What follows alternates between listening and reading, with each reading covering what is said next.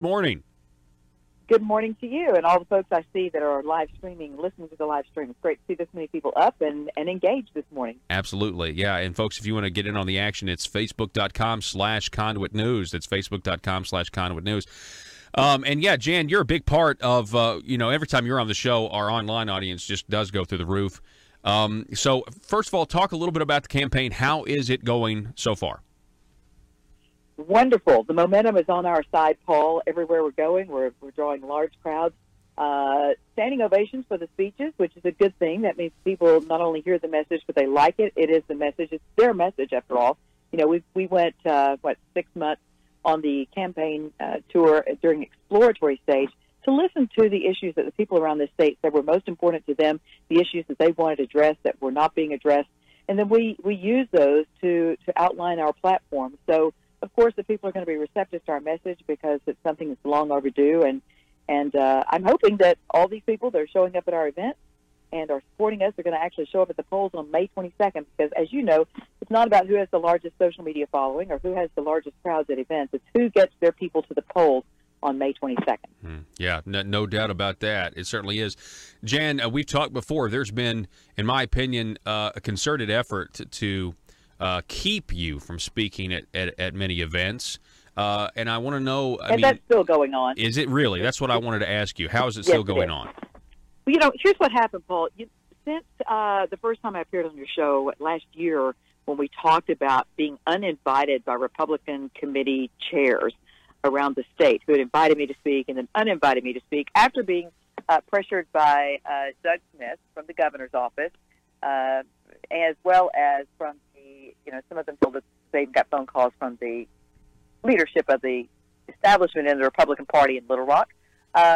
So after being canceled a number of times, those state Republican Party chairs came together in a statewide meeting in December. And I don't know if a lot of people know this around the state because when I was on Talk Business Politics, Roby Brock didn't know this, and this is a guy that's in touch with things. And area news media are telling me they did not know about this. But this is historical in magnitude. And it just shows what the people can accomplish when they step up to the plate and engage when something wrong is happening.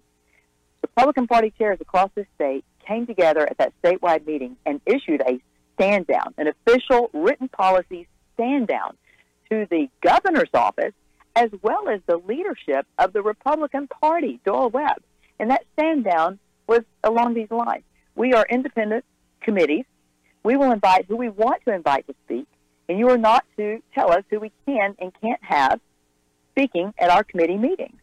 I mean, that was huge because a number of committee chairs did back down and are still doing so. They're not inviting us to speak, and we're getting a cold shoulder when we talk about coming. Of course, officially, they can't not let me speak since I'm an official candidate, but they can limit me to a couple of minutes. You know, we have a lot of candidates here. You can only speak a few minutes, so keep it brief.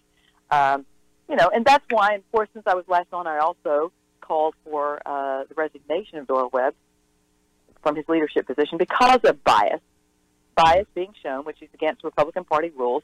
And, of course, his response on the TV news was Jim Morgan needs to just come to Little Rock and hang around here for a while and see how things work. Well, Paul, how things work is the reason I'm in this race. Things aren't working. They're not working for the people. They're working for the upper 10% of the economic elite who've been controlling public policy for decades, but they're not working for the people, and that's why I'm in this race. Yeah, and I, it's just been fascinating to watch.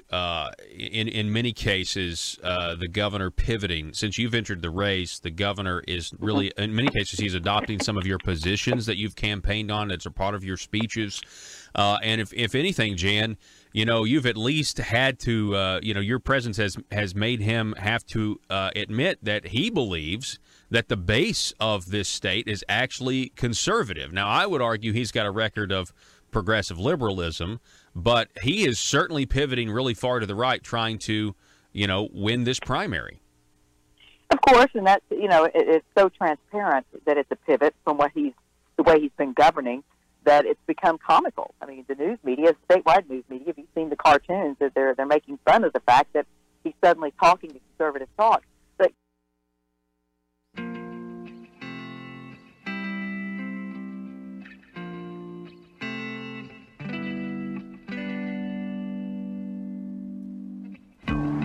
I think it's time we ask ourselves if we still know the freedoms that were intended for us by the Founding Fathers. They seem to be in full-scale retreat from spending cuts and are talking about raising people's taxes again. And I have only one thing to say to the tax increasers. Go ahead, make my day. If we lose freedom here, there's no place to escape to. This is the last stand on earth. Those who would trade our freedom for security have embarked on this downward course. Whether we believe in our capacity for self-government or whether we abandon the American Revolution and confess that a little intellectual elite in a far distant capital can plan our lives for us better than we can plan them ourselves. Conduit News Radio with Paul Harrell is on now. Good morning to you. Thanks so much for being with us. The intersection of conservative ideas and reality, building a liberty machine. And good morning to everyone out there listening. If you want to call us, the number 870-275-9799 or sound off over at Facebook right now, the Facebook Live broadcast. That's facebook.com/Conduit News. Interesting whiteboard we have. Updated this from last week. This one gives us a lot to talk about, quite frankly, because this is the battle. A lot of times people are like, Paul, why can't we shrink government? Well, this is the reason why. Concentrated benefit. It's the concentrated benefit versus dispersed costs. And that is the name of the game. If you really want to know, we could talk about this for weeks. Concentrated benefit, what does that mean? Well, that's, a specific carve out, a specific benefit, let's just, of taxpayer money going to a specific group. It could be going to a business. It could be going to a group of people, that is select, that is a certain population. It could be, really just any number of specifics that single out, a type of group or maybe even an individual, maybe a nonprofit, maybe, it doesn't matter. It's a concentrated benefit for here. And you know how they pay for it? They pay for it with the majority of the people. They disperse the cost to where it's really not that much money if you think about it per person, okay? And you have to think in terms of I guess, do you care or not? You know what I mean? Like, do you care to get involved to try to, how concerned are you? What I mean by that is the people who are receiving the concentrated benefit, whether it's the lobbyists or whether it is a particular group of, welfare, or let's just think Blue Cross Blue Shield for a second. Blue Cross Blue Shield is a perfect example. They're getting the concentrated benefit. It's $2 billion a year, taxpayer-funded revenue stream to their business. That is the concentrated benefit. And they're fighting tooth and nail to keep it, right? Versus the motivation of the rest of us that are having to pay for it all. The cost is dispersed among us. Now, how motivated are we? How motivated are the rest of the people? Now there are some limited government conservatives that are motivated to try to, save money. But if you really get down to it, it's, we're paying for it a little bit at a time. But because there's so many of us lumped together, it's all going to Blue Cross Blue Shield. You see the motivation gap that we have? They are way more motivated to keep their money and keep it coming than we are to quit sending it to them. That's what it really comes down to. They are way more motivated to keep their money than we are to stop to end it, to keep more of our own money. And that's the truth. That's what we're fighting right now. And it is an uphill battle. And, right now, liberty and, freedom is essentially an uphill battle because you have people that would rather be able to control things, be able to control outcomes instead of, leave it up to voluntary cooperation and let the chips fall where they may. Again, the phone number, 870-275-9799. So that's our whiteboard for the week. Again, concentrated benefit versus dispersed costs. Over in the Valonia School District, they are experiencing a little bit of controversy over there.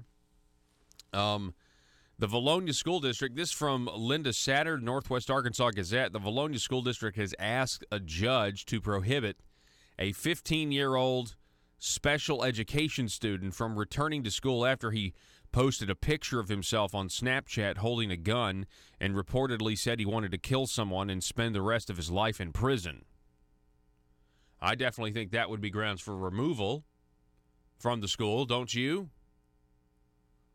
After the district filed a lawsuit Tuesday in Faulkner County Circuit Court, citing concerns for the safety of students and staff members, the boy's parents transferred the case to federal court. They want a federal judge to order the district to allow the boy to return to the freshman academy, which is the district school for ninth graders. Now, hang on a second. They want the child to be able to return.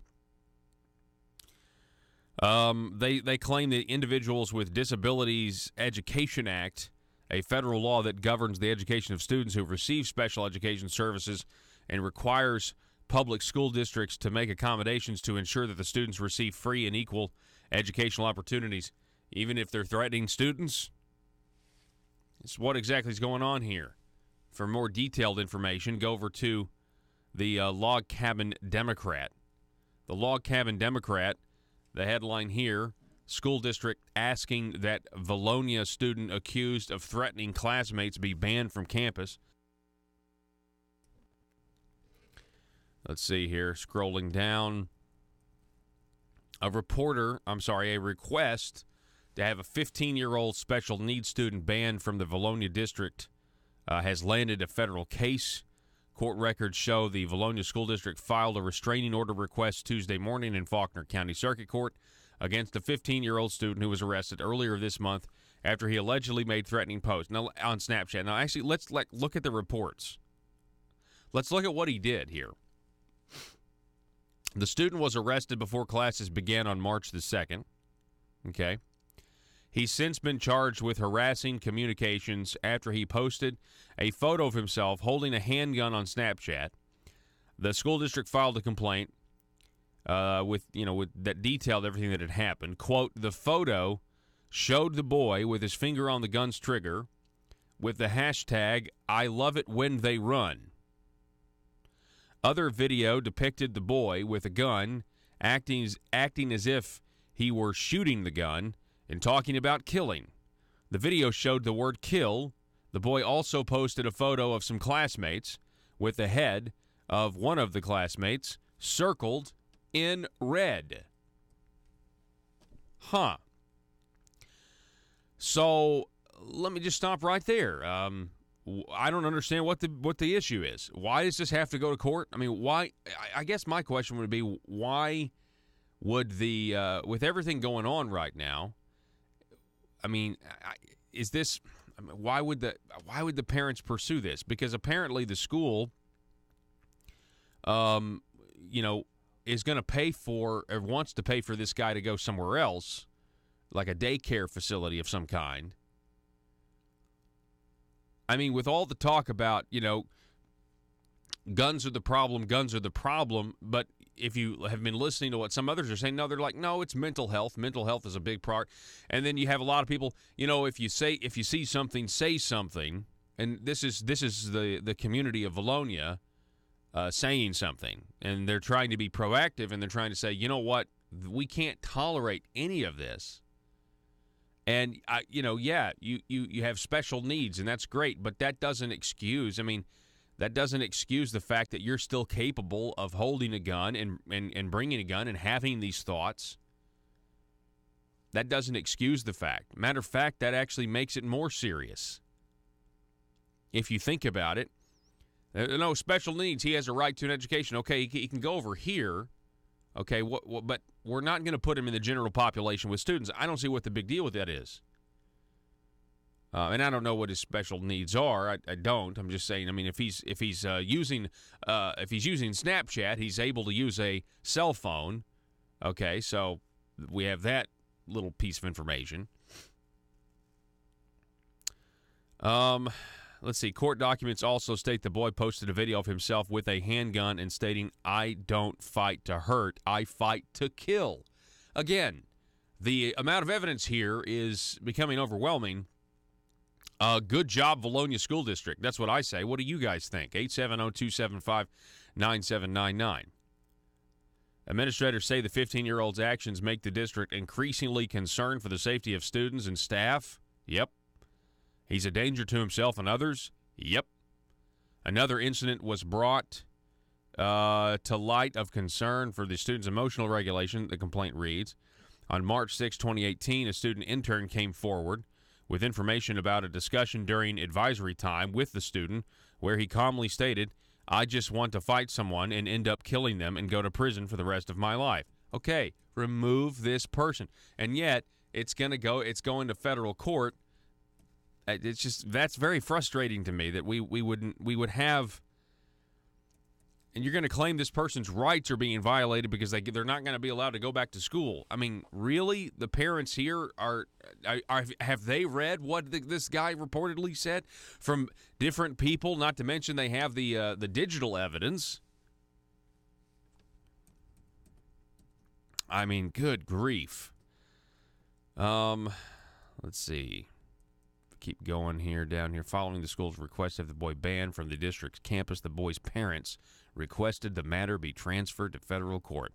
The case filed in Faulkner County Circuit Court on Tuesday was dismissed after it was moved to the U.S. District Court for the Eastern District of Arkansas in Little Rock. The family says it believes the boy's rights as a student with disabilities have been violated. Now, hang on a second. I mean, the student with his rights have been violated because he has a disability. Okay. Can he hold a handgun? Yes, apparently. Okay. Can he pull the trigger? I'm assuming so. They said his finger was on the trigger in the photo. So the fact that he had, I don't know what kind of disability he has. I don't know that. But I'm saying, I think that this is not about violating your rights. This is about, you can't, I'm sorry. Your freedom, okay, your freedom, whether you have disabilities or not, your freedom ends where my freedom begins. And if it, Thomas Jefferson, if it neither picks my pocket nor breaks my leg, we're not going to allow this type of, and this is perfectly reasonable stuff, And this is what we always say, every one of these mass shootings, no one is surprised. Have you ever noticed that? No one is surprised with any of this stuff. Everybody's like, yeah, he'd been the one that I would have picked that would have done it.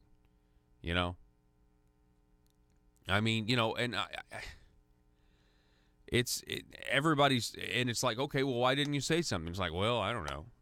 Nobody ever really knows why, you go all the way back to that San Bernardino terrorist attack as well. Even you had the neighbors. Remember that? The neighbors thought that these guys were terrorists, but they didn't say anything because they didn't want to be called a bigot. They thought they were stereotyping or profiling, and because they were Muslim, they didn't say anything to the authorities. And these guys in San Bernardino, this husband-wife duo, they went and they killed a bunch of people. Well, yeah, there goes. I thought that's what they were. Well, I didn't tell authorities. Nah, I was afraid of being labeled a bigot. The same thing here. It's like, well, we all knew it, but we didn't say anything because, I didn't want to be discriminated against people with disabilities. No, good for the Valonia School District here. Good for them. This is a really, really, proactive thing. They're trying to protect their students. If anything, just the peace of mind by removing this person from the general population. But listen to this quote. Is this from the parents? Yeah, this is the family's rebuttal in all of this. I guess they feel like they've been discriminated against by the school district. Quote, the 15-year-old boy is a student with a disability as defined by the Individuals with Disabilities Education Act. Pursuant to the IDEA, Student is not subject to the district's student discipline policies. Instead, the district must follow the process provided in the IDEA to remove the student from the school. Now, come on now. I mean, I know parents want to stick up for their kids. I get that. I understand that. I totally understand that. But, I mean, come on. At some point, I mean, have you seen these school shootings? And is it that, well, he's not serious, sir. He's not capable of that. I mean, at some point, you have to take, words have meaning. I mean, even if you have disabilities, like we have to take, when you're threatening someone, you have to take it seriously, right? You have to take it seriously. We take seriously when North Korea says we're going to nuke you. We don't say, you know what? Let's not worry about that because we think, North Korea guy has a few screws loose. Let's just not concern ourselves with it because he's not. No, if somebody, okay, you would be.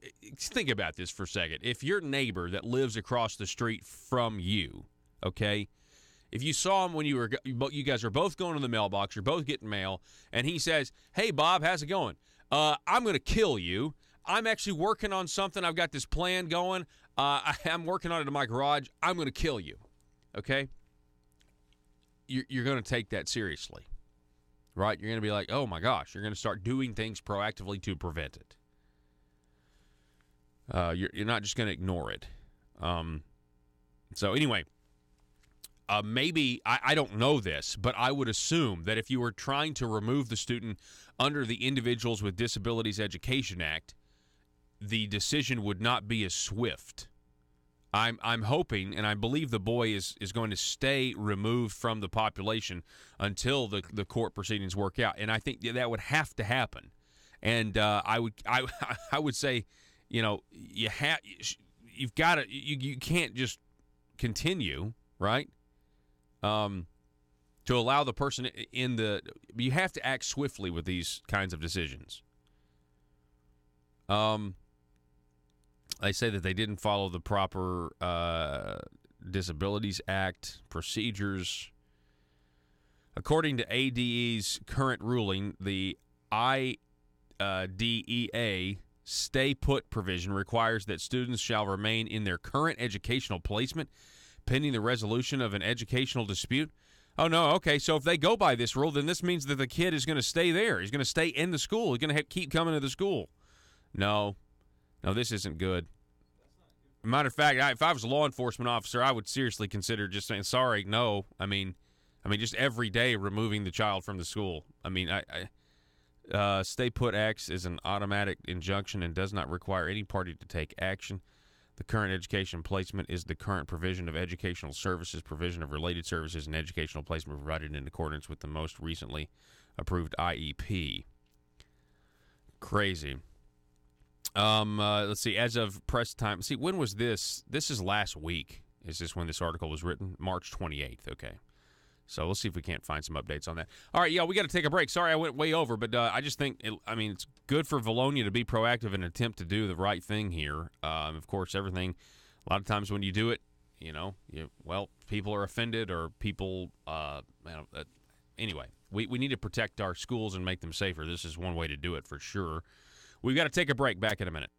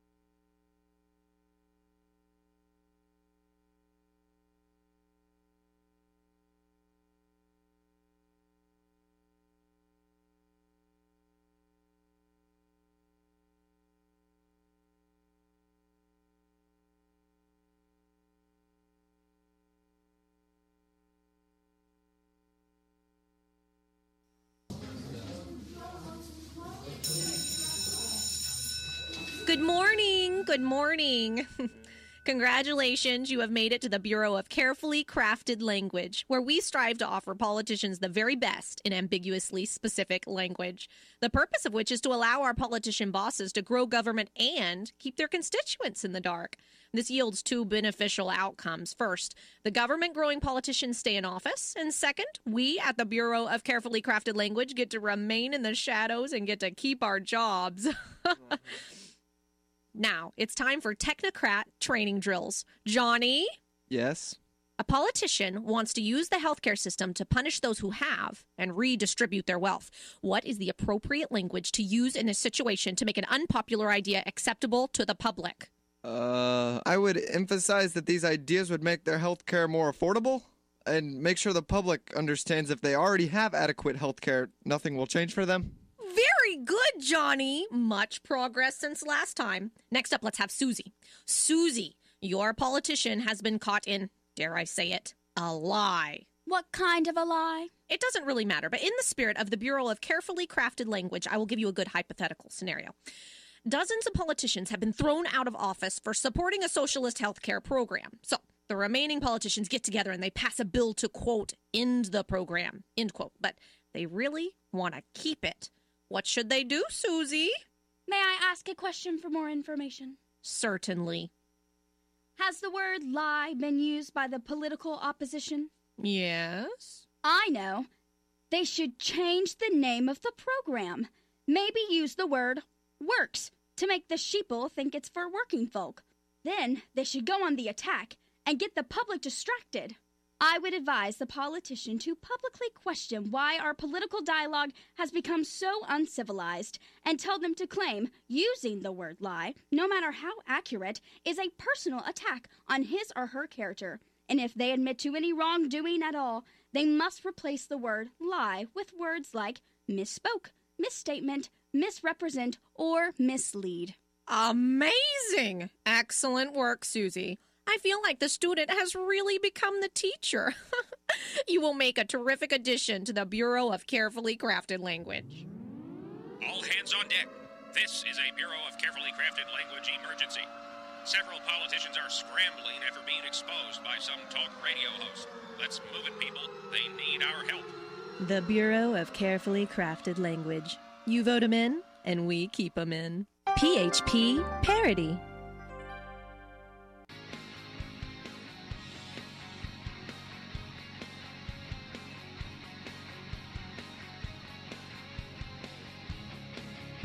The intersection of conservative ideas and reality.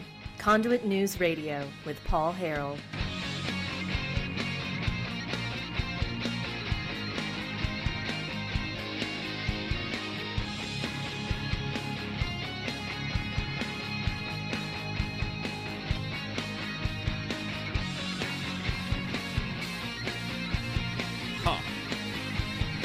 I'm wondering if there's more to this story. I do have a March 29th. This was from the Associated Press on this Vologna story. I'm fascinated with what's going on here. I'm going to start to ask around about this a little bit. An Arkansas school district seeking to bar a 15-year-old student from campus after allegations. He posted a photo on social media of him holding a gun. Obviously, he did more than that. The Log Cabin Democrat reporting that. The district's requesting the case be returned to circuit court, arguing that it concerns an urgent safety matter. Okay. Gosh. Huh. I think there's more to this story. People are texting me about this. They're saying there's some information that we need to look into. Some more about the circumstances as to how the school was actually made aware of this situation in the first place. So, I'll be reaching out and talking to appropriate folks. Folks, we're up against a hard break. When we come back, campaign rhetoric versus actions. Let's go listen to what Asa Hutchinson said back in 2014 when he was running for office. We'll do that next.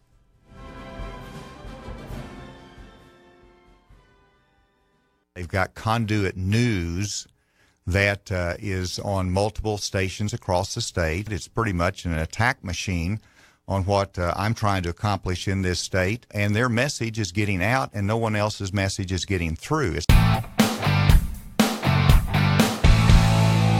Conduit News Radio with Paul Harrell. You know, here's what scares me, Paul. The fact that he is talking conservative right now in order to try to win this race, because he can't argue my points. My points are dead on, in line with the Republican Party platform and in line with conservative values of this state. But here's the scary part. He's talking conservative right now, but let's look at how he's governed.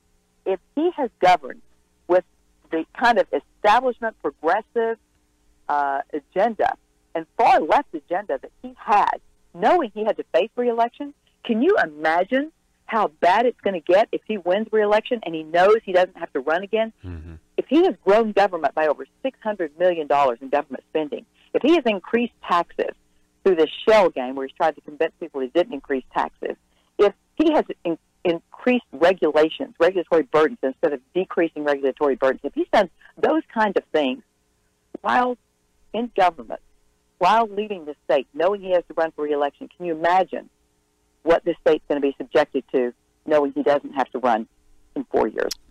Yeah, I mean, I think we've kind of witnessed a consolidation of power. We've witnessed attempts at consolidating power when it comes to professional associations, state boards like the plant board and things like that. I would imagine in a second term, a lot of those loose ends he's going to, really try to tie up. I would agree with that, Jan. We're talking with Jan Morgan, Republican gubernatorial candidate.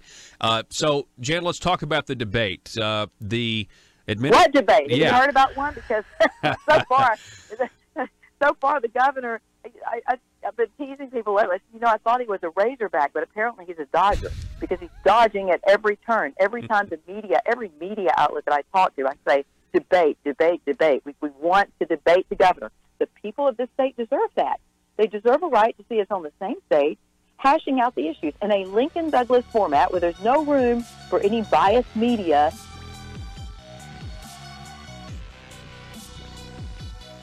Need your daily news fix? Don't forget to tune in to Conduit News Radio with Paul Harrell.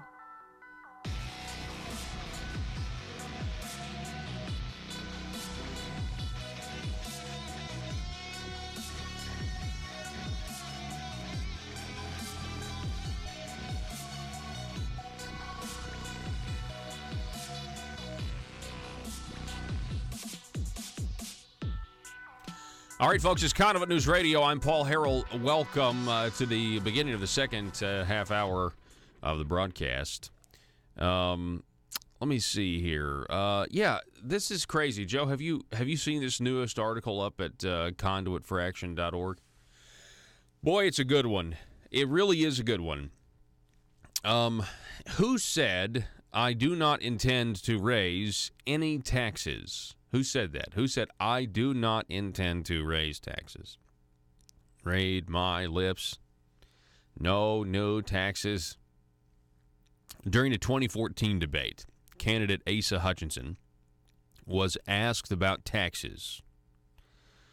And this was the question: what taxes do you hope to raise, reduce, or eliminate as governor? And Asa said, well, go ahead and play it, Joe. This is what Asa said when he was asked that question in the third gubernatorial debate back in 2014. Listen.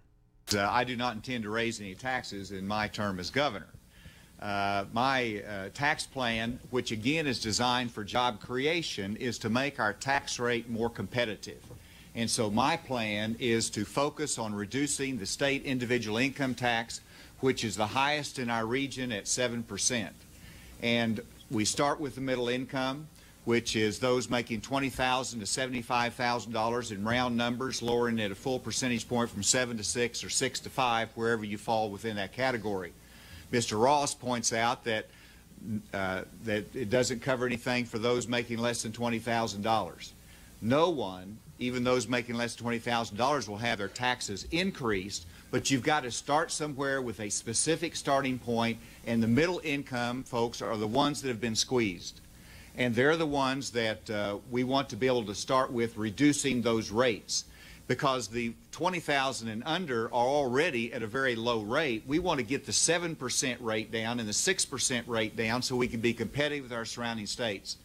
Mr. Ross has a tax plan, but his goal is not to lower the high marginal rates in Arkansas. And besides the fact mine costs $100 million of recurring revenue, his costs $600 million in recurring revenue. Who's going to support education? Who's going to be able to fund the necessary needs of our state? Mine is a prudent plan, as Governor Beebe has indicated. This is a fascinating, listening to the full 1 minute and 30-second statement there. But man, there's a lot there. First of all, did he say something about $600 million? You know, it's crazy. He's increased spending $600 million. Yeah, that's crazy. But here's the big thing. You really get to it in the first part. Go scroll back up and hit play again. Let's listen to the very first part of his statement, please. I do not intend to raise any taxes in my term as governor. Stop. Any is the operative word there. Any. I do not intend to raise any taxes. Now, notice when he talked about the $20,000 and below, they're not going to see a tax increase. Well, if they buy candy and soda, they will. Now, if they download anything on the internet, you know, when you use the word any, it's kind of like, you know, never. I mean, he might as well said, I will never raise taxes is my term. But he says, I will not raise any.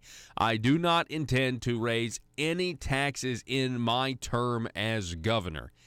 Any taxes. Any.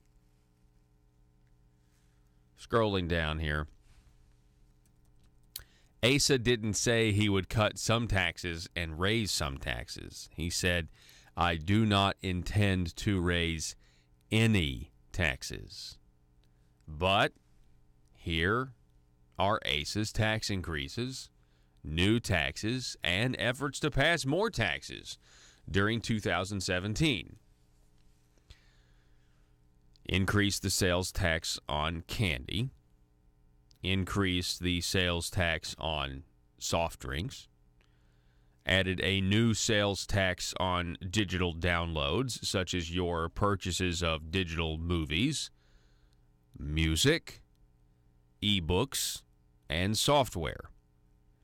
He doubled the special tax on new tires.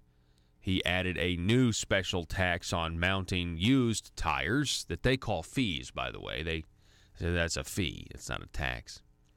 Imposed an income tax on payments of unemployment compensation. Then we get to the attempts of tax increases. He tried to tax you on the items you purchase from out-of-state sellers who have no nexus to the state, called an internet sales tax, and he tried to increase the taxes on gasoline and diesel fuel, and got his nephew, Senator Jim Hendren, to sponsor and chair a tax force that is spending much of its time looking for ways to increase tax revenue, even the possibility of putting the full sales tax back on groceries. I do not intend to raise any taxes.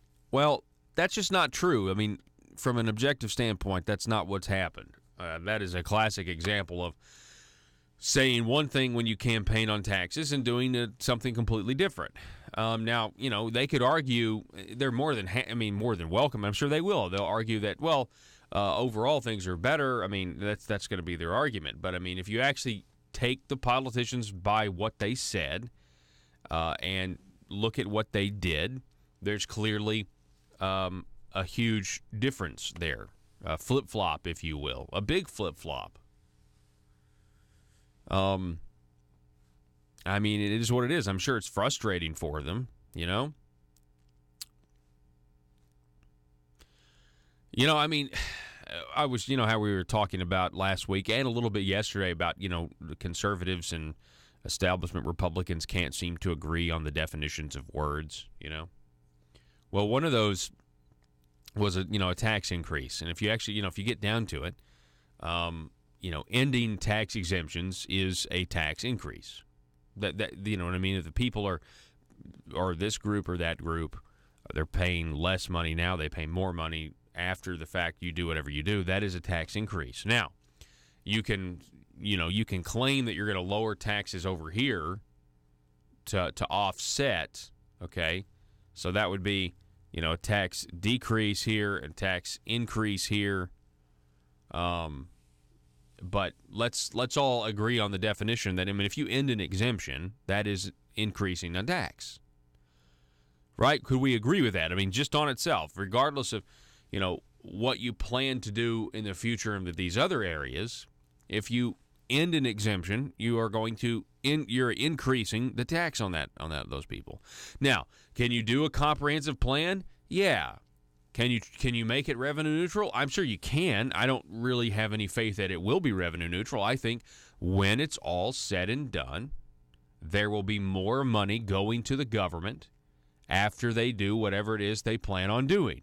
I hope I'm wrong, but I don't think I will be. And here's why. I know how much you guys need more money to fund what you want to do. I don't think the average Arkansan knows what I know concerning how bad the budget really is. I know people down at the Marble Palace know. I know people who are on joint budget know. I know that we have a driver of spending in this state that everybody wants to ignore. And I know that you guys need more money for roads and things like that.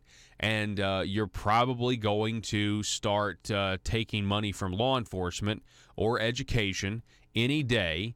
And then you're going to claim we've got to raise taxes to save our teachers or to save our law enforcement officers and use them as political tools. That's what's probably coming down the pike, because you're not going to admit that the real reason we don't have any money to do anything that we all agree the government should do, like build roads and keep criminals behind bars and serve out their full sentences. The real reason we don't have any money to do that is because of Obamacare Medicaid expansion. You guys will never admit that, and instead what you will do is you will begin to siphon money away from things like prisons, which you're already doing, from things like education, from things like law enforcement, and then you will come to the public and you will use them as political pawns. Local governments do this all the time, and they do it with great success. You guys will never admit the reason you need more and more taxes from us, like the gas tax, like the tire taxes, like the internet tax. Now we've got this tax shifting. At the very least, that's what it's going to be, but I bet it's going to give the government more money in the end. And you'll never admit that the reason that you have to do that, the reason that you must do that, is because we simply don't have enough money, because we are spending it on different things. We have priorities that are, I think, out of step with the average Arkansan. We have spending priorities that just make no sense. Conduit for Action writes, what a long list for someone who said he didn't intend to raise any taxes. Can we hear that again, Joe? I don't intend to raise any taxes in my term as governor. Get that. I do not intend to raise any taxes in my term as governor. My tax plan, which again is designed for job creation, is to make our tax rate more competitive. Mm-hmm. And so my plan is to focus on reducing the state individual income tax, which is the highest in our region at 7%. Now, his plan is to focus on reducing the income tax, and that's great. That sounded fantastic, and there have been reductions in the income tax. But when you say I don't intend to raise any taxes in my term as governor, you just, that means any taxes. And unfortunately, you've raised a bunch of taxes. You've advocated for more money coming from the people. New campaign year, more promises. This year, Asa has an opponent in the Republican primary, Jan Morgan.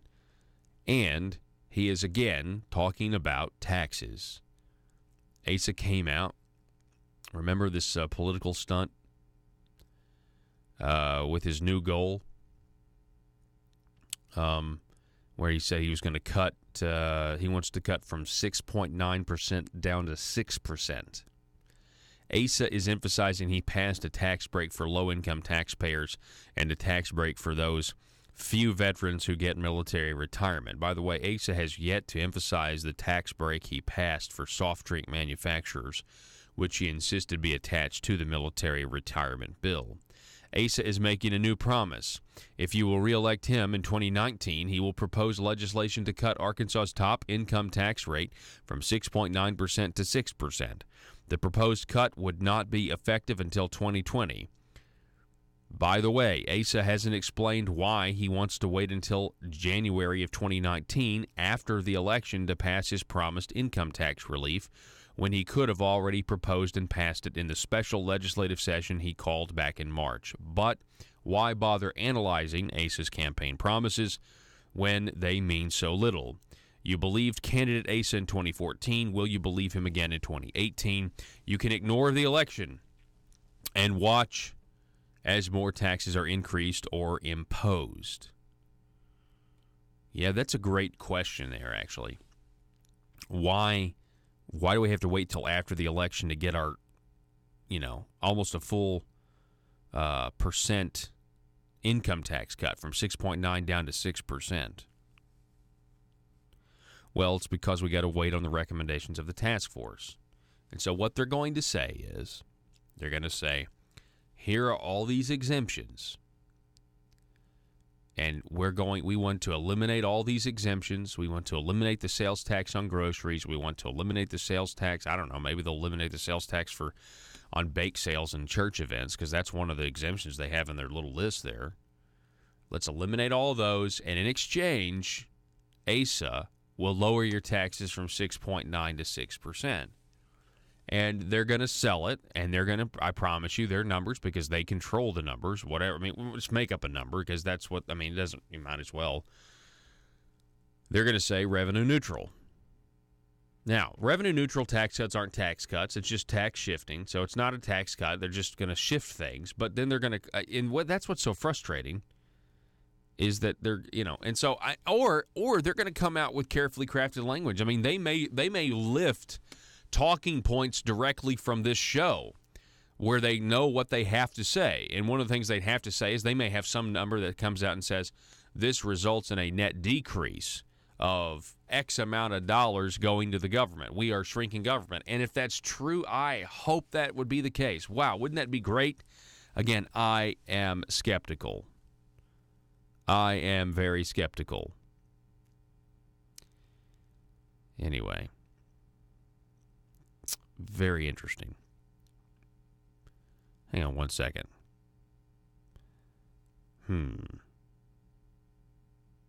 All right. Let's see. We're going to take a break. Coming up, we've got interesting second hour. We're going to do a small business spotlight. I want to introduce you to a roofer out of the state of Arkansas. We'll be talking about his business.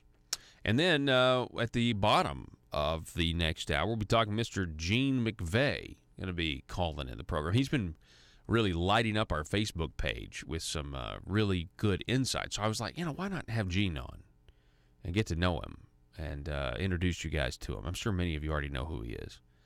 We'll be doing that next hour, so don't go anywhere. We're going to be back in just a moment. It's Conduit News Radio. Good morning to you. If you're like me, you believe that small business is the heart of Arkansas's economic engine, and it should be viewed that way by the politicians in Little Rock. Conduit for Commerce also believes, like you and I believe, policies that achieve less regulation and lower taxation help small business in Arkansas thrive. Other policies like small, constitutionally consistent government and reducing citizen dependency on government keeps it from growing and expanding its influence on our daily lives. Conduit for Commerce works every day to educate the general public and legislators on these important priorities in the name of Arkansas small business. By the way, contributions to Conduit for Commerce are tax deductible. Log on now to conduitforcommerce.org and click on Contact Us on the right side of the page. That's conduitforcommerce.org.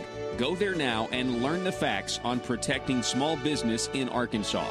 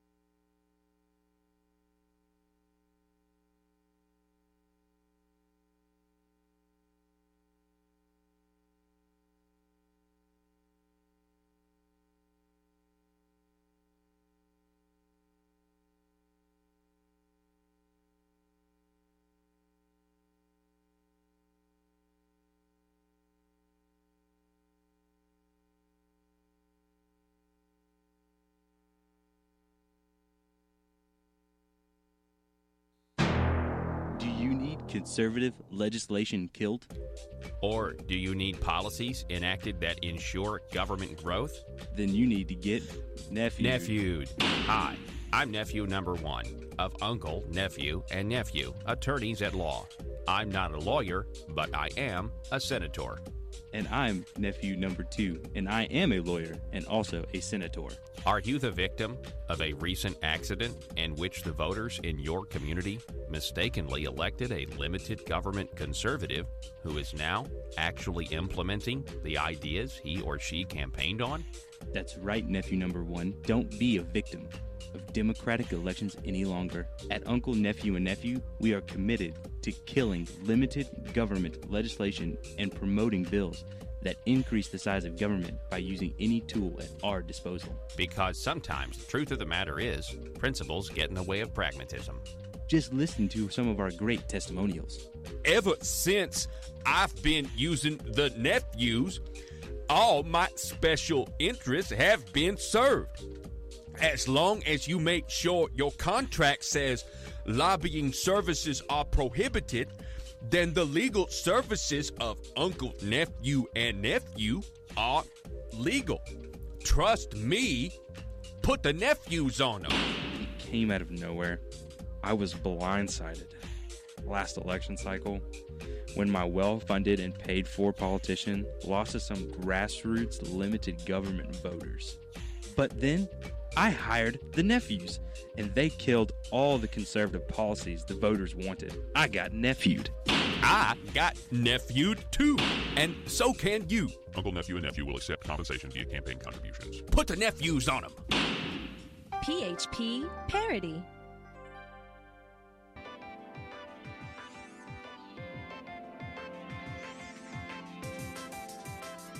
Conduit News Radio with Paul Harrell is building a liberty machine. Find out more at conduitnews.com. Have you guys been paying attention to what's going on at the southern border, or I guess not quite to the border yet, but like 400 miles from the border? The Washington Examiner, third Mexican town welcomes migrant caravan 400 miles closer to U.S. I'm not really been following this at all, but apparently there's a caravan of like 1,500 Latin American immigrants, or migrants rather. They're welcomed into Mexico on their 1,900-mile trek to the United States, where they plan to demand asylum. They were welcomed by the third Mexican town 400 miles into their journey. So they're hang on a second. So where are they actually coming from? What country? They're just from Latin America, just generically. On Facebook, organizer Pueblo Sin Fronteras wrote, "Thanks to the community of Matias Romero for his solidarity with the caravan via Crucis migrants in the fight." It also gave PayPal an account. What is going on? Why are they coming here? I don't understand. I have not been following this story at all. You have to forgive me. I just saw it pop up. It was on my screen just a second ago. Hang on. Do we have another one? Yahoo News. Trump outraged over Mexico migrant caravan. Okay, so Yahoo. Hang on one second. President Donald Trump lashed out in fury Monday over immigration, an outburst triggered by images of a caravan of hundreds of Central American migrants headed toward the U.S. border. For the second straight day, Trump took to Twitter to attack Mexico for allowing the 1,500-strong group to march unimpeded toward the United States, their daily progress mapped out by U.S. media. He threatened to abrogate NAFTA, the U.S.-Mexico-Canada Free Trade Pact, while demanding Congress pass tougher immigration legislation. He also declared he no longer supported a replacement for DACA. The program, that whole DACA thing, folks. I mean, Trump was giving the Democrats everything they wanted, and the Democrats were like, "No, we'd rather these children remain victims, so we can use them for our political gain." I still want to know, I still want to know what's going on here. I don't understand this. Honduras. Okay. Data from Immigration and Customs Enforcement suggested, however, the process to deport arrested illegal immigrants have become even more backed up than before. Honduras, Mexico, and many other countries that the U.S. is very generous to sends many of their people to our country through our weak immigration policies. Caravans are heading here, must pass tough laws and build the wall. Democrats allow open borders, drugs, and crime. So does anyone know, Joe, do you know why a caravan of 1,500 strong are just headed for, headed for the border, headed for our country? Are they just going to walk in? What's going on?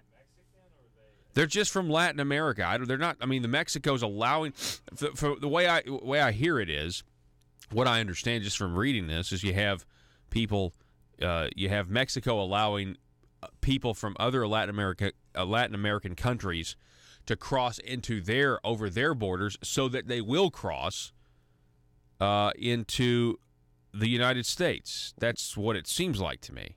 From what I've heard over the last 10 years or so, this has been a very common occurrence of people from Latin American countries that are to the south of Mexico doing this. Okay. Where they've just been crossing borders because their country is way worse than Mexico. Think of it this way. Those people from Mexico want to come to the United States for a better life, to prosper and to do better here. Yeah.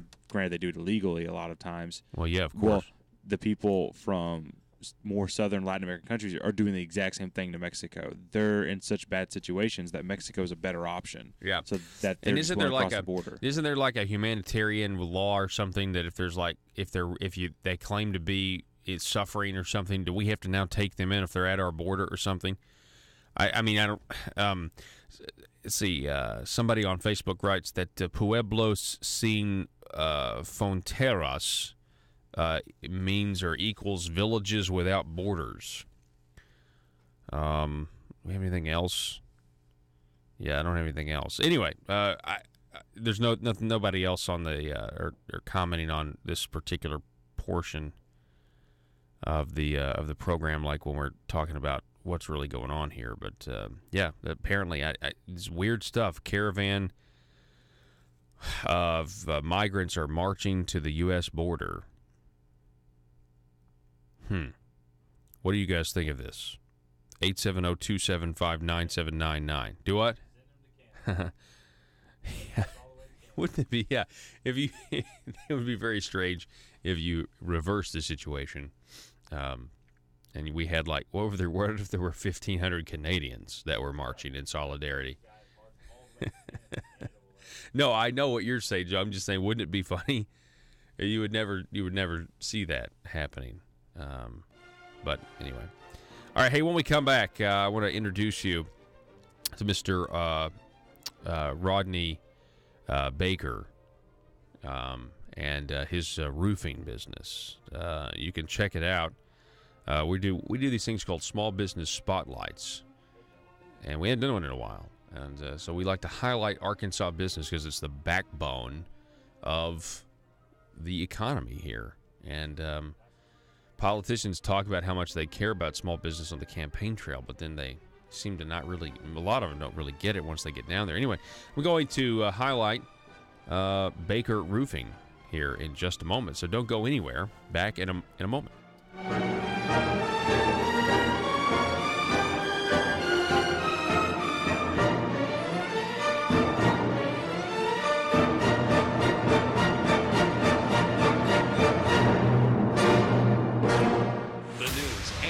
Of Northeast Arkansas. This is News Talk 101.3 FM and 12:30 AM KBTM Jonesboro, an EAB radio station.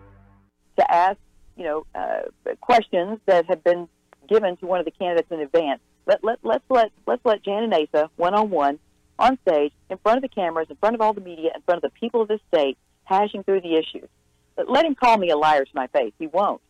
I thought this was interesting, Paul. Long ago, when I was in exploratory stage, the Saline County Courier editorial writer made this statement, and what he said is so true today. He said, Asa Hutchinson will never engage with Jan Morgan because she will take him places he doesn't want to go. And, Paul, that is so true because I'll take him straight to his record, which is indefensible as a Republican. Yeah, and you're exactly right. And it looks like he's sticking to that strategy. I just find it interesting that the governor's spokesperson comes out, on radio last week, and he says now they're saying that the reason they won't debate is because you're lying about his record. And that's very odd, because why wouldn't he want to defend that? Why wouldn't he want to come on and challenge you and win the argument if he is in fact correct? It actually suggests that he's not correct. Oh, and by the way, since you brought that up, the governor's spokesman, that is the governor's official spokesman who is on the taxpayer dime. Not the governor's campaign spokesman, but the governor's spokesman. There's a difference between your official government duty as being the spokesman for the governor's office, taking care of government issues. But it's a different deal when you're on a radio station in campaign mode. The governor's running for office, and you're representing his campaign. See, I have a problem with that, but hey. Well, it does at least pose a question. Yeah, it definitely poses a question. Yes, it does. It does. But every week it's a new excuse. I'm looking forward to seeing what this week's excuse is going to be, because his first excuse was to the media when they approached him and said, "Governor, are you going to debate Jan Morgan?" He said, "Well, I believe we both have a speaking engagement at the same venue, and we'll see how that goes." Wow. And then another media person said, "Well, Governor, with all due respect, that's not the same as a debate." And he said, "Well, we'll just see how that goes." Mm-hmm. And then, of course, last week the excuse was, "Well, Jan Morgan won't endorse ASA. Jan Morgan won't endorse ASA. That's why we won't debate her." Well, of course I'm not going to endorse. I'm not going to endorse him. If he was remotely conservative, I would be in this race. Mm-hmm. Oh, and the establishment end of the party here said that's just appalling. You just can't. Of course, Donald Trump did the same thing when he was running for it in the primary, but whatever. Well, so let me ask you this. So let's say that we do get a debate. I don't think we're going to, but let's say that we do. But they say, but it won't be Lincoln Douglas. We're going to have the normal media types there asking questions, the gatekeepers, if you will. You think would it be worth it to go ahead and attempt that just to bring up his record in front of folks, or what are your thoughts on that? I don't like that, Paul, and here's why. It opens up the possibility for bias. Of course, opens up the possibility for it would be bias. There's no question. Real issues. Yeah, right, and it leaves open the problem with not being able to get to the issues that I know are the most important to the people. Yeah. The issues people are talking about: sanctuary city, sanctuary state, illegal immigration. The governor's stance on the foreign law, the Arkansas works. I mean, these are the issues that the people, and the taxes. Before he had a primary opponent, he was talking about this $217 million gas tax hike that he's going to put before the people next year to take care of funding roads. Well, we already have a tire tax, and we already have another tax that we passed in 2012-13 that's supposed to be taking care of our roads and highways. But these are things that he's shifting on because he's in campaign mode. Mm-hmm. And then there's all this. They came out with this tax reform commission. I know you've taken a look at that. At some of the things they're talking about. And you all said from the beginning, this tax reform commission is not really about reforming our ridiculous tax code. It is a commission that's coming together to find more ways to squeeze blood out of the turnip. Let's find more ways to get more money out of the people. And they're looking at repealing exemptions on things that, the people are going to be outraged about. Well, such as church programs that help the homeless, farming equipment. The list is ridiculous. Well, and the interesting thing is I don't have much confidence that let's say if you did repeal some of the exemptions, can we agree on the definitions of things? If you repeal these exemptions, but then don't cut taxes elsewhere the same amount, is that a tax increase or is it a tax cut? I mean, they would say, well, no, we've cut.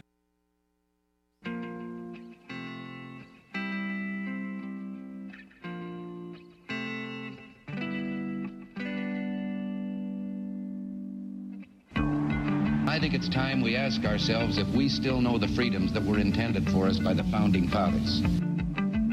They seem to be in full-scale retreat from spending cuts and are talking about raising people's taxes again.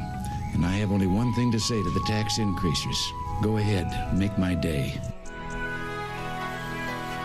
If we lose freedom here, there's no place to escape to. This is the last stand on earth. Those those who would trade our freedom for security have embarked on this downward course. Whether we believe in our capacity for self-government or whether we abandon the American Revolution and confess that a little intellectual elite in a far distant capital can plan our lives for us better than we can plan them ourselves. Conduit News Radio with Paul Harrell is on now.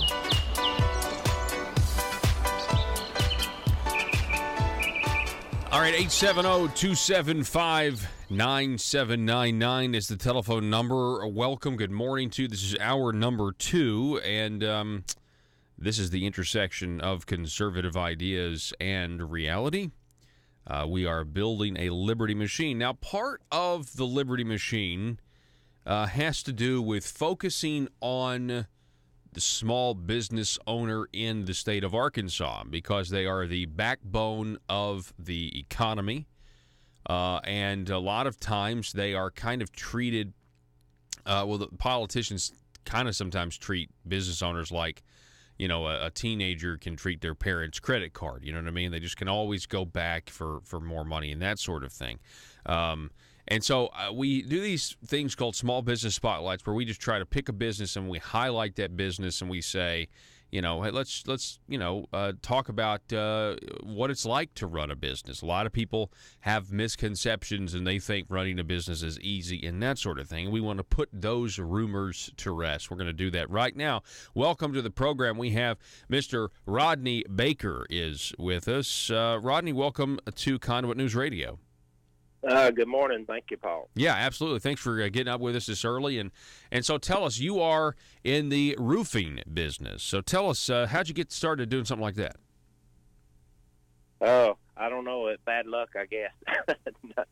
No, I grew up kind of bouncing around different homes.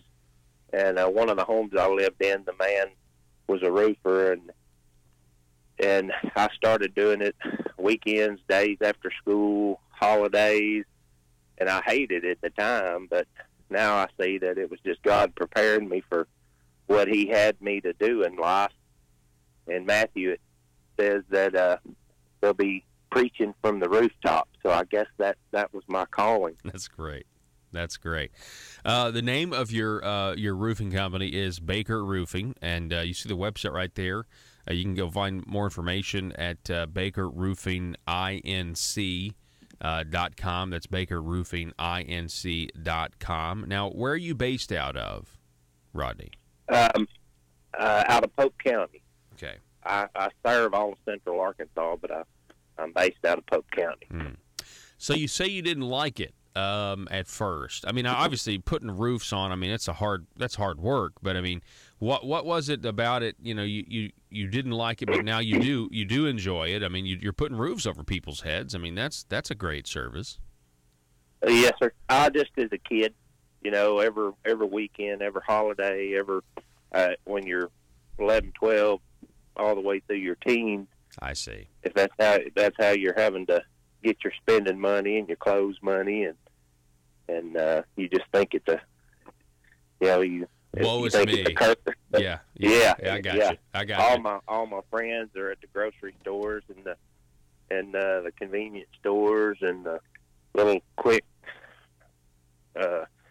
fast food places, but I was making a lot more money in them, but I was working a whole lot more than they were too. Yeah, but learning that valuable skill, you know, I mean, really and truly learning a really valuable skill. All right, so you've been doing this for a long time then. I mean, you've been really learning this trade for a while. So at what point did you just say, hey, you know, I'm going into business for myself? I mean, did you ever branch off? You know, did you have, when the business was getting started, did you have to do any side jobs to support it? I mean, you know, how did you build the business? Well, like I said, I've been doing it since I was a teenager. I've had other jobs in the past, but it just seems like this was always my crutch. If ever things got tough and I needed to make extra money, I would just push my roofing a little bit more. And then in the 80s, I decided, you know, about the early 80s, I just decided, you know, I'm spending all this other, giving somebody else 50, 60 hours a week, and the amount of time that I'm spending there doing work for them, I'm building their business rather than building in my own. So I just stepped out and depended on God, saying, hey, I'm going to do this. Apparently I felt like this is the direction God wanted me to go. So I just turned loose to the other job, and which I've done other things in the past, and I stayed with a company for a long time. And the whole time I was with that company, I was on a salary. So I would still have multiple days off. So I was still putting more time into my roofing business. Even though I was giving them 40 hours a week, I was still giving myself another 50 hours a week. Mm-hmm. Wow. So it just seems like I've always been pushing. I always had 2 or 3 jobs, when I included. Even though I had a 40-hour salary job, I was still putting that many hours more into the roofing business. Wow. I mean, folks, I just want you to understand. I mean, this is the very American. It's American dream. You had to step out though, right? I mean, and I'm glad you talk about dependence on God. I mean, that's when you jump out there. I'm sure a lot of business owners across the state that are listening to this right now, they experience the same thing. There is it's nerve-wracking to just jump out there and to try to do something when you don't, if you're leaving what is a guarantee, right? Yes, that's true. How I looked at it was, yes, if I'm working for somebody else 40 hours a week, and then I'm doing this roofing, part-time, and my part-time job is making more than my full-time job, a lot of people will think, okay, now's the time. I'm making more doing my side job. But I kept thinking, well, if I quit my full-time job and I start doing my side job full-time because it's making more money, am I going to run out of work quicker? Mm-hmm. Being it's only a side job, I've always got that side job. But if you make that side job your full-time job, have you got enough work to keep you full-time? So I kept waiting and to see if my side job had progressed enough, have I built my name enough, have I built up enough reputation that if I do quit my full-time job, my side job ain't going to phase out. In other words, I'm going to have more time to invest in it, so I'm going to run out of work quicker. Yeah. So once that side job had gained the consistency, I was a constant having work booked, months in advance, and it just progressed on and on and on. And then that's great. That's really good advice, by the way, for if there are people out there thinking of doing the same thing or in a similar situation. It's really good advice. You want to make sure the side job, once you devote all that time to it, like you said, that you're not going to run out of work. Yeah, I see people when I was working my other job. I was working for them, a salaried week, and I had guys that were under my supervision. They'd have a side job, and they'd come give her 2 weeks notice because they'd made real good money over the weekend, and they thought, man, if I could do this all week long, I'd make a lot more money. Mm-hmm. Well, they'd quit. Well, then they'd get those few jobs that they had to do done, and then they'd be hurt for work. So I just always. I guess I can't help but notice, that there, you've heard it said there are no, guarantees in life or when you're owning a business and that sort of thing. You don't know what's going to come. We don't know what tomorrow holds, right? That's true. But when you're a big business, though, I mean, when you are a big giant corporation, it does seem that that's when the government gets involved sometimes, a lot of times, and it does kind of guarantee and protect them. And I just wonder, as a small business owner, does that ever kind of rub you the wrong way? I mean, you as a small business owner do not get treated like, you've got to get out there and work for it. You don't know what's coming tomorrow. But then when the government steps in and treats these big businesses and does let them know, hey, you're not going to have to pay this tax and we're going to give you this money, to pay your employees and everything else. Do you ever feel like that's just not very equitable to you? No, it's not. Especially in my type of work, everything is bid work. You bid on jobs. Well, a lot of when the government gets involved, I've had opportunity. I've done a lot of government work and a lot of local, state, and a lot of county stuff. But there's programs that contractors can get in, but you got to be so big. Your business has to be so big that you can afford to get into this. You got to be able to afford these $100 million insurance policies. And once you get into this little program, that you don't even have to bid anymore. They just say, "Hey, here's the job," and you get it. And that makes it hard on the little guy because he can't even bid. They don't even offer him out to bid. Wow, I didn't realize that. Yeah, but you can't afford to, you can't afford to take out all these extra insurance policies just for that one job because you might not get any more of them. And if you just do that one that year, your profit probably wasn't even enough to cover all the extra insurance that you had to have. Wow. All the loops you got to jump through. So Rodney, we're talking with Rodney Baker. It's Baker Roofing, BakerRoofingInc.com if you want to find out more. Again, he's servicing the Pope County area. Rodney, do you have any employees that work for your business? Yes, I do. Okay. Yeah. So about how many?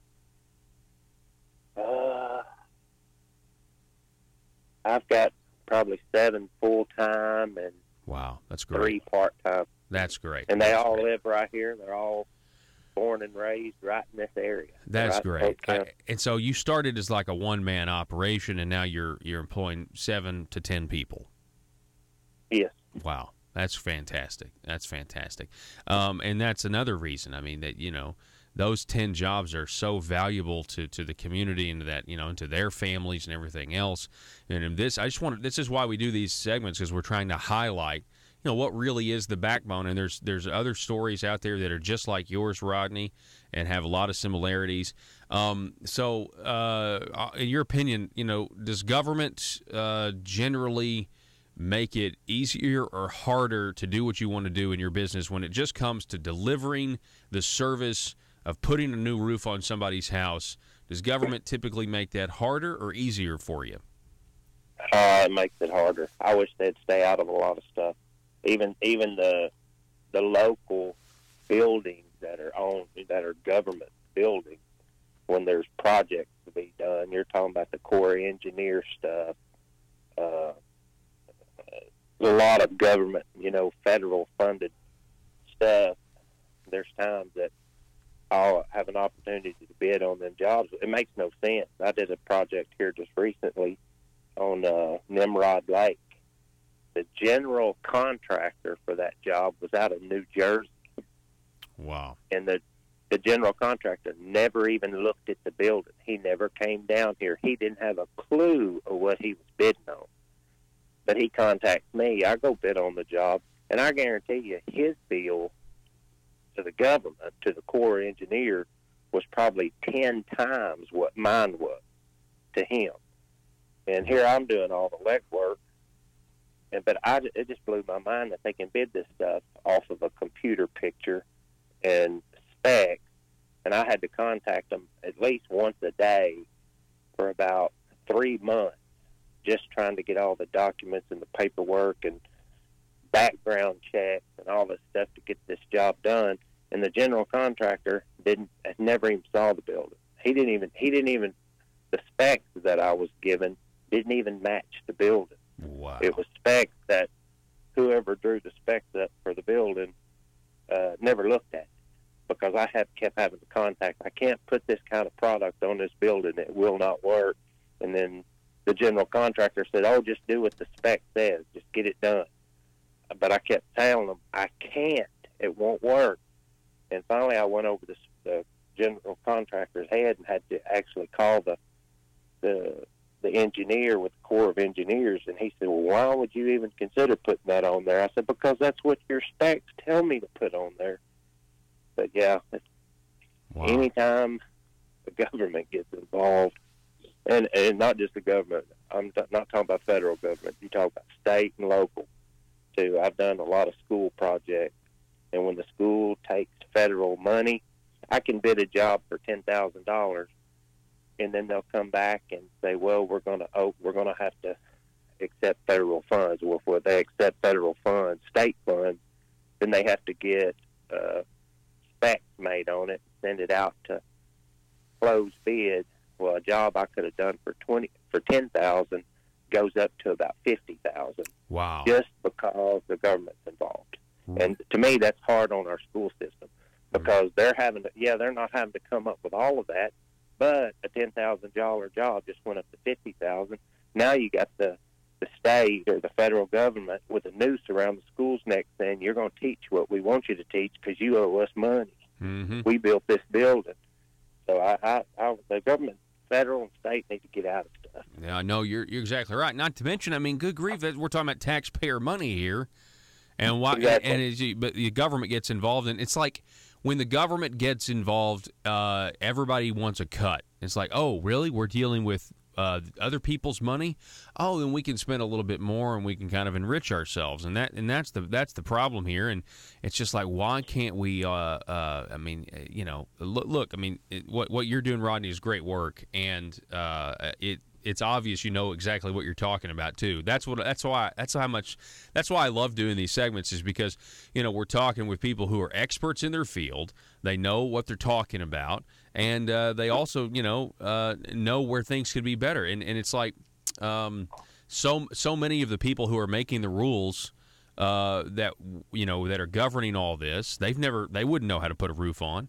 You know, they wouldn't know that, and this goes for a lot of the stuff that they try to regulate. They don't actually know the people and the industries that they're attempting to regulate and the ins and outs, and yet, here you are, and you clearly are very, very knowledgeable about it. And, hey, Rodney, I really appreciate it. Thanks for being an Arkansas small business owner. Thanks for employing the people you employ and for taking that risk. I know, I just want to say thanks, and I really appreciate you coming on the program today. All right. Thank you, Paul. All right. Rodney Baker, everybody. It is BakerRoofingInc.com. And if you want a quote from Mr. Baker, you can call him at 479-747-6636. That's 479-747-6636. And call for a quote. It's Baker Roofing. And we're going to take a break, and we'll be back in just a moment.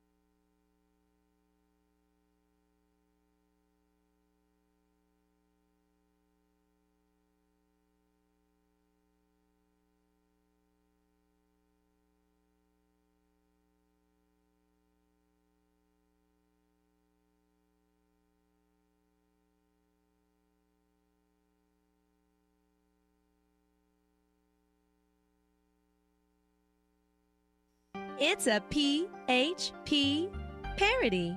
Hey, man, you got any of that marble rock? Yeah, I've got the hookup. Thanks. I need a fix real bad. I'm itching to grow some government. How much you need? I'm gonna need a taxpayer's dime bag. No problem, sir. 1 taxpayer dime of marble rock. Enjoy. Thanks, man. They don't call it Little Rock for nothing.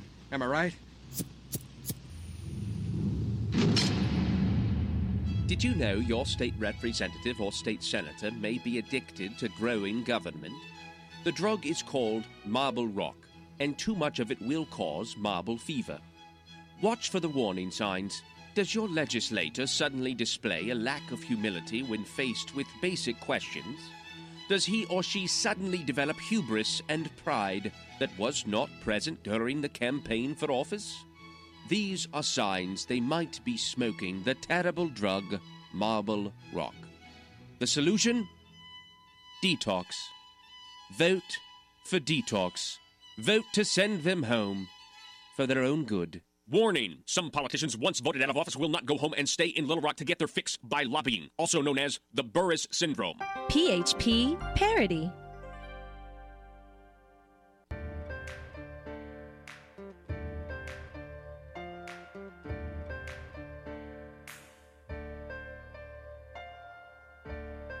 Bringing you your daily dose of truth. It's Conduit News Radio with Paul Harrell.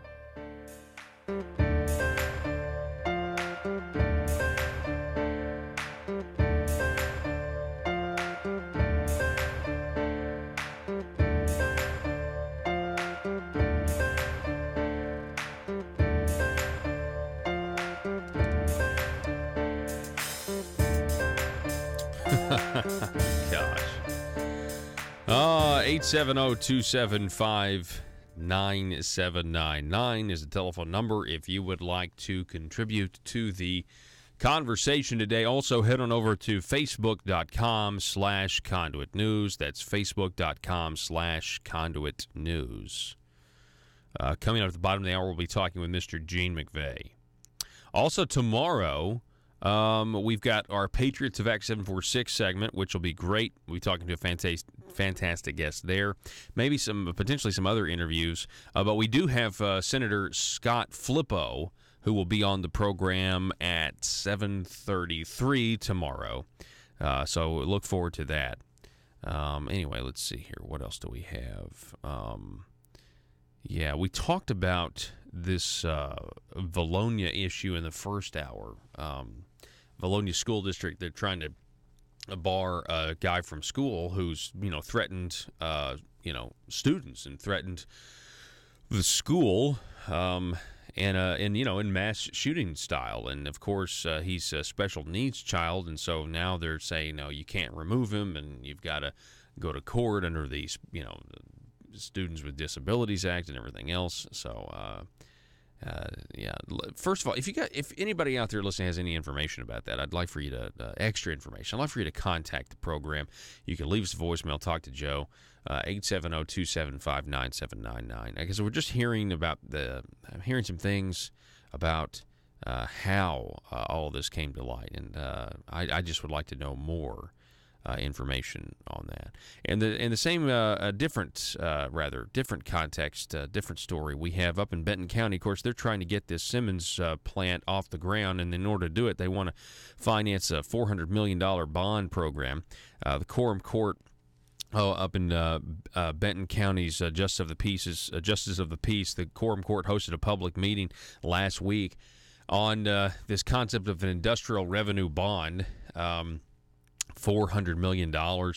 And again, folks, we're going to have local governments all over the state before too long considering these industrial revenue bonds, things like that.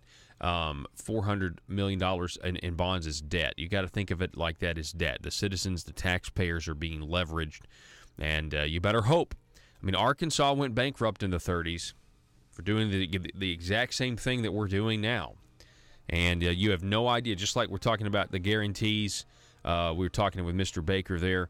Folks, the fact of the matter is, even the government, they can try to guarantee taxpayer funds to this business or that business, but even they don't really know what the economic realities or the economic futures are the next day. They don't know, and they'll come back to the taxpayers if it doesn't work out. They've got to stop treating taxpayer money like they can gamble with it, at the roulette table or something, and spin the wheel. Back in just a moment. Taxes, well, if it's more money going to the government, then you haven't cut taxes. And I would just like to come together and agree on the definition of words and phrases, but they like to use very popular words, and when they say tax cut, it may not mean what the average person thinks of when they hear that phrase. Right. Well, the governor is really good at carefully crafted language and manipulation of numbers, and therein lies the problem, which is why J.R. Davis wants to call me a liar, and he did call me a liar, which, he says I'm a liar about sanctuary cities, about the governor's position on sanctuary college campuses, the governor's position about foreign law, the governor's position about raising taxes, the governor's position about increasing spending, and pressuring Republicans to vote for expanded Medicaid and the $217 million gas tax hike. He just says I'm a liar about all these things. So, it's all the fact. People deserve a chance. Yeah. The people deserve a chance for the two of us to be on the same stage. A Lincoln Douglas format keeps the media and any kind of bias out of it. It's just a moderator who sits there with a stopwatch, and Asa gets to go at me and I get to go at him, and we can hash out the issues that we want to talk about, and people get a chance to see us side by side and decide who's telling the truth and who they want to be their next governor. As you travel the state, we're talking with Jan Morgan, Republican gubernatorial candidate. As you travel the state and you campaign, I would imagine, and you can correct me if I'm wrong, I would imagine that you do run into some limited government conservatives who are quite discouraged right now at the government that they have. And I just would love to hear from you. Is it a challenge to encourage them to try to bring them along and say, hey, we can still win this thing, and we can still see a government that, more accurately reflects the will of the people? How do you handle those situations? By telling them that we should never give up. We can't give up until there's nothing left to fight for. And I understand their discouragement, Paul. It is discouraging, but the machine can be beat if you keep plugging away. We are making progress. The fact that the governor is having to talk conservative shows that our message is getting out there, and this is really our last chance, Paul. Because if we don't fix this now, that's why I'm in this race. We can't wait 4 more years for another conservative to step up to the bench and run.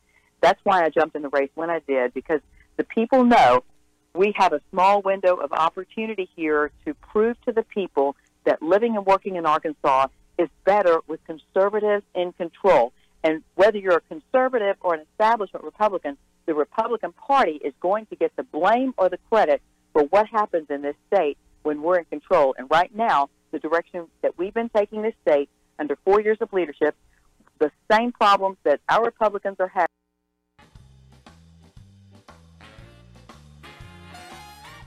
Determined to drain the swamp in Little Rock, it's Conduit News Radio with Paul Harrell.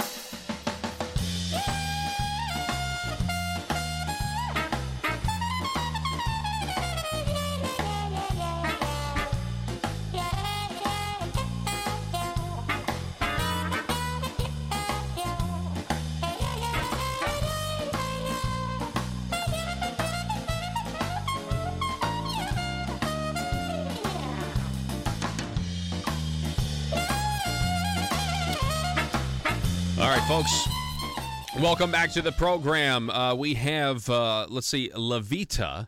Levita on Facebook writes that Benton County is my neck of the woods, and this plant, the Simmons plant, is planned for about 5 miles from my house, the one they want to build. We do not have the infrastructure for 2,300 jobs, nor do we have the workforce. Where will they bring in these folks from? Levita, you are exactly right. I'm really glad that you said that, because we've talked about that many times. The government comes in here, they pick winners and losers, they try to recruit a company here, and all that they really do is they steal employees of our skilled workforce that are already working at an existing Arkansas business paying taxes. And this Arkansas business is paying taxes so that the government then can then give a sweetheart deal to some other company so that they can then hire and steal the current Arkansas business's employees away, making their business less productive. I mean, most business owners in Arkansas want to find somebody that can show up to work on time and pass a drug test. And unfortunately, a lot of our skilled labor that we're not producing enough, and a lot of them leave. A lot of them go elsewhere. And so we have a crisis in this state when it comes to that. Hey, folks, welcome to the program. For the first time, we have on the line Mr. Gene McVeigh is with us, and we were asking Gene what he wanted his description to be on the website, and we settled on Republican pioneer. Gene, welcome to Conduit News Radio. Hey, Paul, this is a lot of responsibility being on the only program that's able to get through to all the people of Arkansas, according to Governor Asa Hutchinson. So I feel a lot of responsibility here. Well, thank you, Gene. I appreciate that. Yeah, the audience is growing and certainly drawing the attention of those in power. I think they know that the message is getting out. And, we can have an argument. I mean, I'm sure they would say, well, they would attempt to debate us, but at least there's a different point of view getting out there besides the Little Rock Marble Palace monolith, the list of talking points that tries to grow government and call it conservative. And that's what we're really fighting here. I'd love, Gene, for you to tell us how you began to, your first reactions or your first interactions, rather, with the Republican Party here in Arkansas. Well, Paul, when I returned to Arkansas after a 4-year enlistment in the Air Force, it was 1965. And in 1965, we had one Republican member of the Arkansas House of Representatives. And that Republican was a self-educated attorney from Mountain Home named O.D. Pendergrass. Now, I graduated from Mountain Home High School with O.D.'s son. We were friends, and so I knew O.D. Pendergrass. In 1965, I asked him what it was like being the only Republican in the House. And O.D. told me that it was lonely. Mm-hmm. He said nobody spoke to him, nobody talked to him. They didn't eat with him. They didn't even acknowledge his existence. And this may surprise you, Paul, but there was no talk about reaching across the aisle or about bipartisanship, and nobody considered making O.D. the chairman of a powerful House committee. So that's the way things were going in Arkansas, but at least we had one Republican in office. Wow, that's nuts. Yeah, you mentioned no one considered making the lone Republican a chair of the House committee, but they did do that with Democrats, and then the Democrats changing parties to keep their chairmanship. I mean, it's just very, very strange, to say the least, about what's been going on in Arkansas. So Gene, when you look at, I mean, you obviously have been involved for a long time. So when you look at the massive Republican majorities that we have now in the legislature, as well as the governorship, are you pleased with the policies that they're advancing and advocating? Are you pleased with the speed in which we are seeing the reform that I think the people of Arkansas voted for when they threw the Democrats out of power? Well, of course not. I would like to say that I was working on my private pilot's license back in 1965 and in 66 when I was at the airport in Mountain Home, and Winthrop Rockefeller landed, and I believe he was in a Falcon jet. So I was able to talk to Winthrop for about 20 minutes. And that 1966 is the year that he was elected governor. The previous Republican governor rode around Little Rock in a horse and buggy. Wow. And so I want the people of Arkansas to know that the Republican Party didn't just fall out of the sky. So when I was aware that we were going to have a Republican majority in the House, I was thrilled. And especially since one of my friends was going to be the first Republican speaker, Terry Rice. Mm-hmm. Yeah, going to be, but that somebody never had happened. studied mathematics, and they figured that if they could get 100% of the Democrats, they only needed 3 or 4 Republicans, and then they could elect the speaker that they wanted that would keep pushing the Democratic agenda. And so we had Davy Carter elected speaker, and before his term was up, he was out campaigning with Mike Beebe for Democrat. Yes, he was. Yes, he was. Yeah, that's certainly a shame. I think I've talked about this before. That was certainly a turning point, and we really kind of haven't ever recovered. Now, Senator Terry Rice is a great voice of conservatism, in the legislature. But if when he was a state rep, had he been chosen as speaker, as everyone thought he was going to be, Arkansas would have looked like a much different place today in terms of the policies that we are still, struggling to enact, or policies that we're trying to roll back. I mean, that was a way for the Marble Palace court, if you will, to maintain control over the conservative reforms that people wanted. Absolutely. That was a slap in the face to the Arkansas voters. That's not what we voted for. Mm-hmm.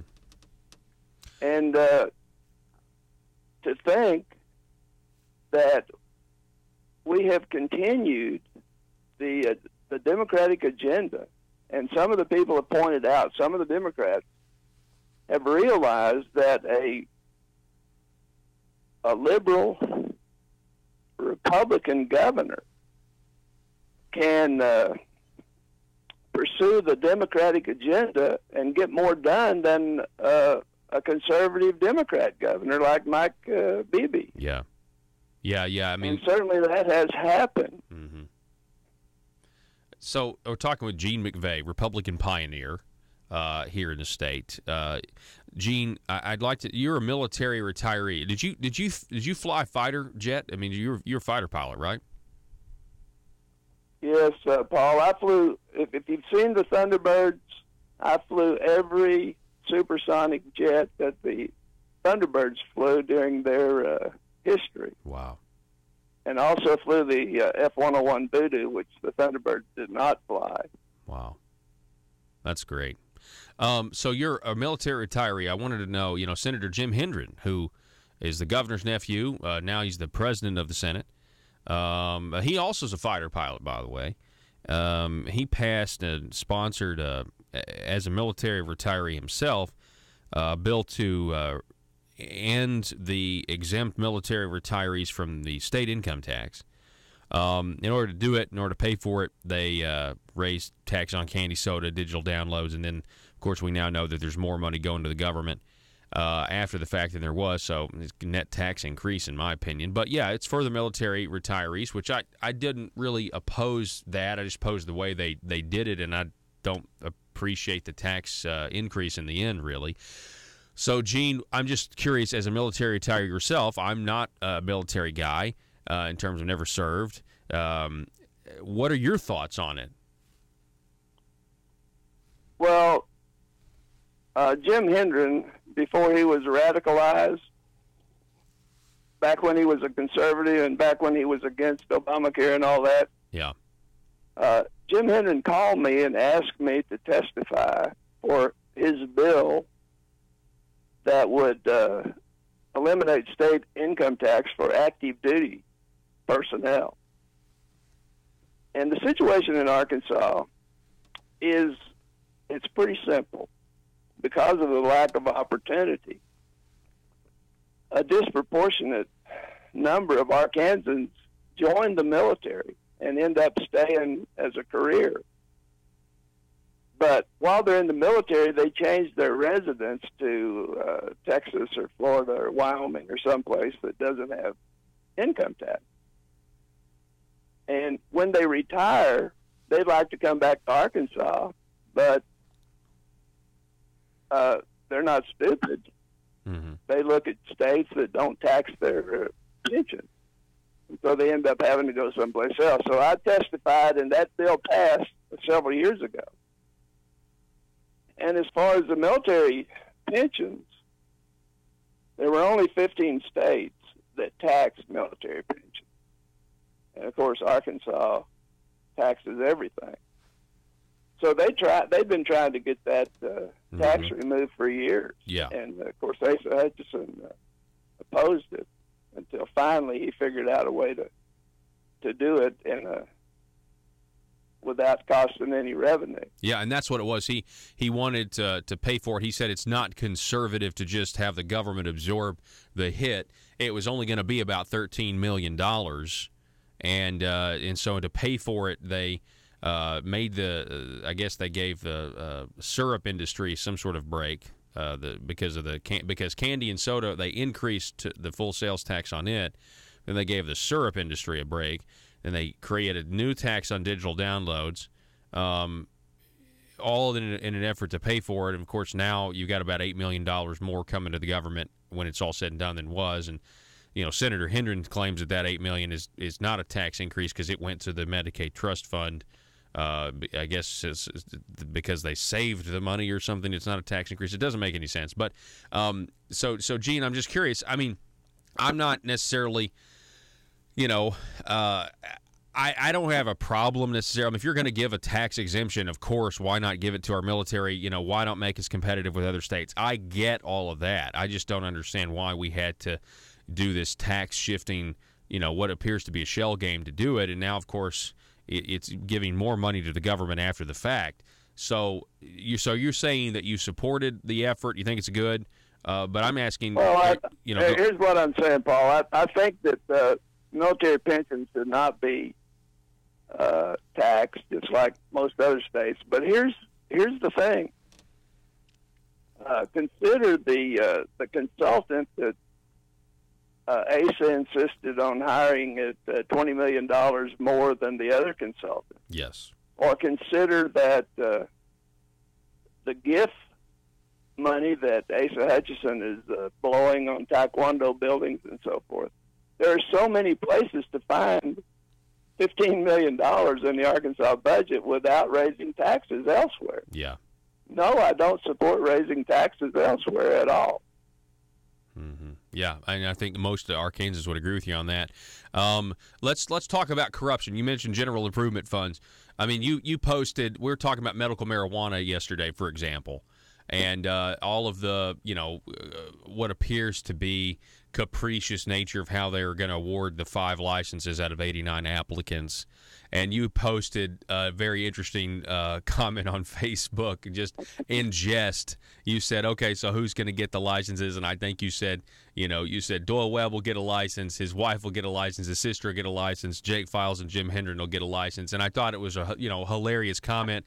Maybe not everybody gets it, but what do you think about the nature of the good old boy system, along with all of the corruption that we're now figuring out is connected to GIF and Medicaid fraud? What's going on there? Well, when Jesus taught us how to pray, to lead us not into temptation, but deliver us from evil, I can tell you that the temptation in the marble palace is more than the average person can withstand. And so people with good intentions end up going down to that Little Rock swamp, and lobbyists start throwing money at them, and then they see other people profiting from that, and they end up going into they'll walk in the door of a committee meeting and they'll sign in, and they end up getting per diem and everything. And so that it turns into a big money grab. And I've had legislators tell me that if the lobbyists and the bureaucrats can figure out what they want, then they trip over themselves trying to get it for them. So I'm not surprised that we had that corruption, particularly in GIF, when Asa Hutchinson said there will be no room in his budget for general improvement funds. Turns out there was a lot of room for it. Mm-hmm. And that program should have been done away with a long time ago. We should have some transparency. We can't know what's going on down there. Yeah. Why do you think Governor Asa Hutchinson and along with the Republican Party of Arkansas were silent when all of the news was breaking last year about Senator Jake Files, even after the FBI affidavit came out? essentially, having the facts and the witnesses that, were proving wire fraud. And now, of course, he's pled guilty and he resigned. But why did it take so long? And why didn't the governor and the Republican Party that are supposed to have the moral high ground, why didn't they stand up and say, Jake, you've got to go, man? I mean, we can't have you doing this and stealing the public's money and taking it for yourself. Well, I think we've seen that a vote for Asa Hutchinson's agenda is more important than ethics. And so Jake Files was a vote for Asa Hutchinson. He was a big supporter. And I got to tell you, I know Jake Files' late father. There's nobody I ever knew who was more respected than Jim Files. And Jake was raised as an upright man, and I've known him for years, but he come under the marble fever, and we don't know. We don't know what our price is going to be. And unfortunately, until we change the entire climate in Little Rock, it's not a place where I'd want to send my children. Yeah. Yeah, the temptation is real. I mean, it's everybody's, like you said, I mean, everybody's tempted in everyday life, regardless of, whether or not we're going to add the marble palace on top of that. You know what I mean? And it's just, it is a very murky environment down there, and it takes a very, special, wise person to be able to navigate that and to know where the pitfalls are. And I'm really glad that you brought that up, Gene McVeigh, about temptation. And I'm glad that you've come on the show. Gene, I would love to do it again because I think you're a wealth of knowledge. I think you've been around for a long time and you've seen things. And so I really appreciate it. It's been a great interview. And Could I say something, Paul, yes, before sir. we leave? Yes, sir. I know you get up early every morning, and we have so many people that are out there working for us. Brian King, he doesn't have an interstate from his home to Little Rock, and we have Jan Morgan crisscrossing the state. And here, so many of us are the silent majority. We're not doing anything. We need to do something. We need to be sharing your posts.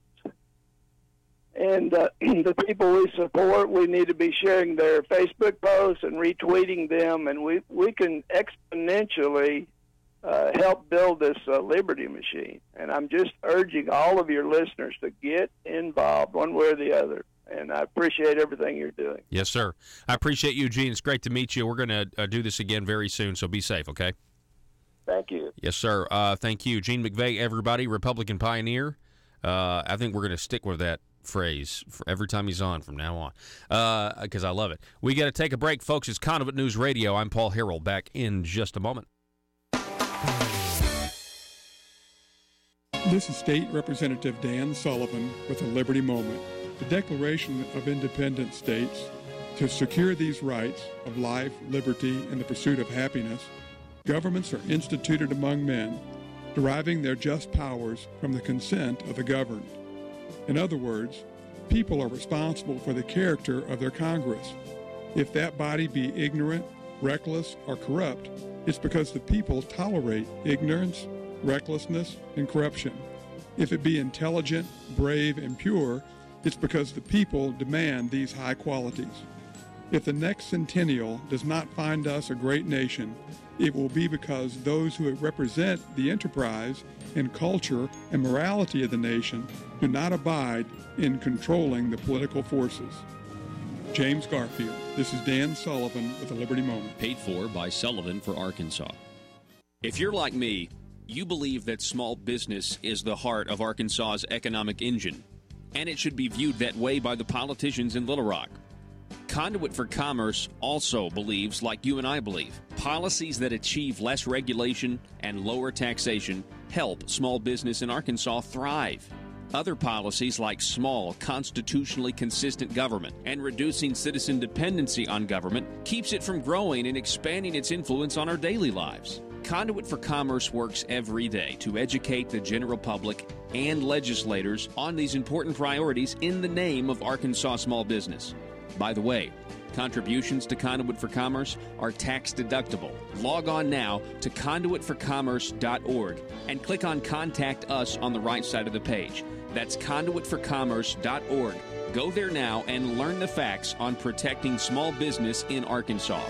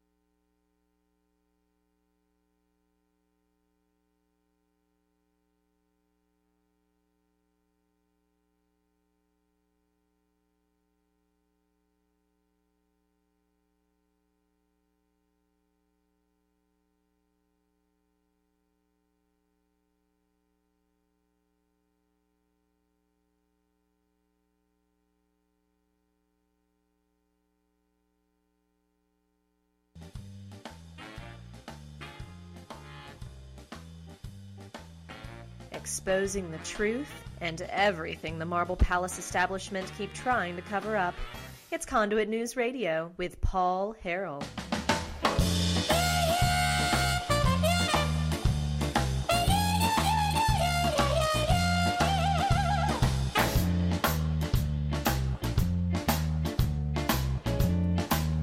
Reggie on Facebook writes that the symptom of the Marble Palace or symptom of marble fever is delirium.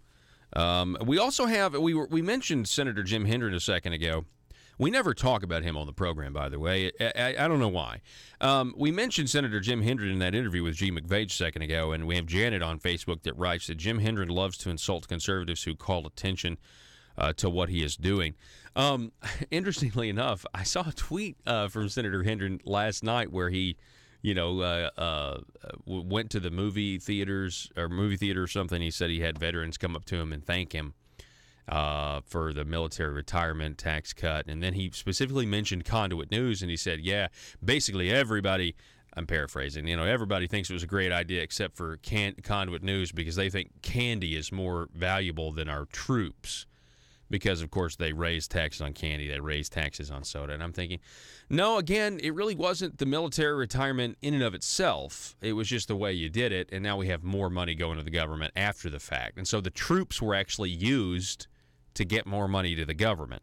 And I think that's really wrong. And I think a lot of military folks, if you were to tell them that and, explain to them that they were used as pawns, and a lot of military folks don't feel entitled, by the way. They don't want other people to have to pay more taxes elsewhere to give them a break. I mean, that's the whole reason they're service members in the first place. And then again, you have a lot of people that are like, of course we want to sell it. We want to, who are non-military folks. They're like, of course we want to help out the troops, because there's such a mutual respect for citizen and troop, back and forth.